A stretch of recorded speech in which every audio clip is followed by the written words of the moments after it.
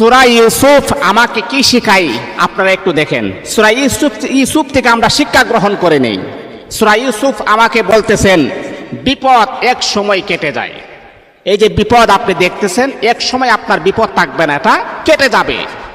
আবার আমাকে বলতেছেন বিপদগ্রস্ত ব্যক্তি আজীবন সে দুঃখের ভিতরে থাকে না, সে কোনো না কোনো এক সময় সুখের ভিতরে থাকে।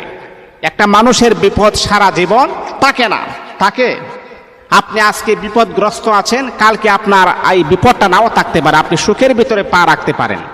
এজন্য কোনো মানুষের বিপদ আজীবন থাকে না। আর বিপদের সময় কোনো মানুষকে আপনি কষ্ট দেওয়ার চিন্তা করবেন না।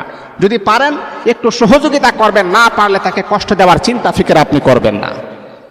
মুহতারাম হাজিরিন, সূরা ইউসুফ থেকে আমরা যে শিক্ষাটা পেলাম, 3 নম্বর হচ্ছে হারানো ব্যক্তি বা বস্তু এক সময় ফিরে পাওয়া যায়। হারানো ব্যক্তি অথবা বস্তু এক সময় ফিরে পাওয়া যায়।